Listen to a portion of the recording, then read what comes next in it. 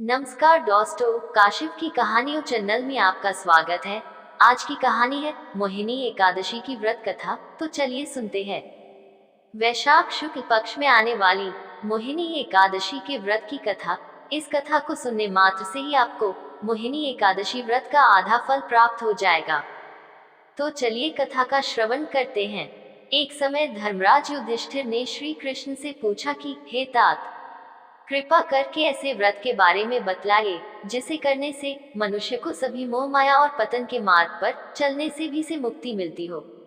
इस व्रत की कथा क्या है, कृपया विस्तार से सुनाइए। तब श्री कृष्ण बोले कि हे धर्मराज, ऐसे एक व्रत के बारे में मैं आपको बतलाता हूँ। गुरु वशिष्ठ के कहने पर इस व्रत का पालन श्री राम ने भी किया है। इसकी व्रत कथा को ध्यान पूर्वक सुनिए। एक समय की बात है, सरस्वती नदी के तट पर भद्रावती नाम का एक सुंदर नगर था।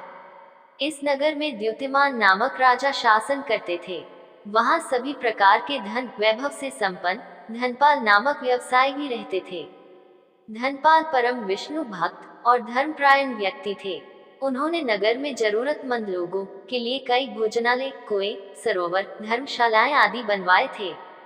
इसके साथ ही नित्य पूजा, दान पुण्य और सत्कर्म करना भी धनपाल के व्यवहार में था। धनपाल के 5 पुत्र थे, जिनका नाम था सुमनत, सद्बुद्धि, मेधावी, सुकृति और दृष्ट बुद्धि। चारों पुत्र धनपाल की तरह ही धार्मिक और सज्जन थे, परंतु सबसे छोटा और 5वां पुत्र दृष्ट बुद्धि इसके ठीक उलट स्वभाव का था। वह दुराचार करता था, मदिरा और कई प्रकार के व्यसन में लिप्त रहता था। धीरे धीरे समय बीता और दृष्ट बुद्धि कुसंगति में रहकर जुआ भी खेलने लगा। स्त्रियों के साथ व्याभिचार और भोग विलास करने में उसे सुख मिलने लगा। वह हर दिन मांस मदिरा का सेवन करता और अपने पिता के धन को खर्च करता था। एक दिन दृष्ट बुद्धि की इन्हीं आदतों से परेशान होकर धनपाल ने उसे घर से निकाल दिया। घर से निकाले जाने के बाद वह अपने पास के गहने कपड़े बेचकर गुजारा करने लगा। धीरे धीरे जब ये सामान भी खत्म हो गया तो उसकी गलत आदतों वाले सभी स्वार्थी दोस्तों ने उसका साथ छोड़ दिया।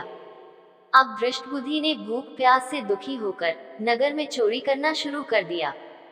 एक बार वह चोरी करते हुए वह पकड़ा गया। उसे बंदी बनाकर सिपाहियों में राजा द्युतिमान के सामने पेश किया। राजा ने उसे कारागार में रहने की सजा सुनाई। जब उसकी कई महीनों की सजा खत्म हुई और वह कारागार से बाहर आया, तब राजा ने उसे नगर से निकल जाने को कहा। दृष्ट बुद्धि नगर से निकलकर सीधा वन में चला गया। वहां भूख से परेशान होकर वह पशु पक्षियों को मारकर खाने लगा। कुछ समय के बाद उसे खाने के लिए पशु पक्षी का मांस मिलना भी बंद हो गया। ऐसे में एक दिन खाने की तलाश में घूमता हुआ भूख प्यास से दुखी होकर दृष्ट बुद्धि कौंडिन्य ऋषि के आश्रम में जा पहुंचा। वह वैशाख का माह था और ऋषि कौंडिन्य गंगा स्नान करके वापस आश्रम आ रहे थे। उनके भीगे वस्त्रों के जल के कुछ छींटे आश्रम के पास खड़े दृष्ट बुद्धि पर पड़े। पवित्र गंगा की कुछ बूंदें शरीर पर लगने से ही उसे थोड़ी सद्बुद्धि मिली और वह ऋषि के समीप पहुंच गया। ऋषि कौंडिन्य मुनि को प्रणाम करके उसने अपना परिचय दिया और उनसे हाथ जोड़कर विनती की कि हे ऋषि, मैंने जीवन भर बहुत पाप कर्म किए हैं। मुझे जो सजा मिली उससे भी मैं कुछ नहीं सीख पाया। अब मैं अपने पापों का प्रायश्चित करना चाहता हूँ।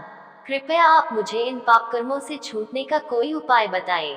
उसकी विनती सुनकर ऋषि कौंडिन्य ने कहा कि हे बालक, तुम वैशाख मास के शुक्ल पक्ष की मोहिनी एकादशी का व्रत रखो।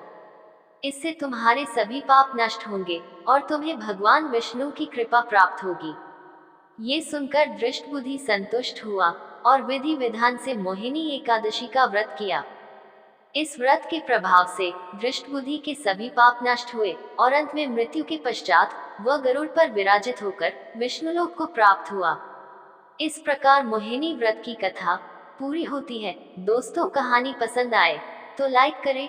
आगे ऐसी और कहानियों को देखने के लिए काशिफ की कहानियां चैनल को सब्सक्राइब करें। जय श्री कृष्णा, राधे राधे।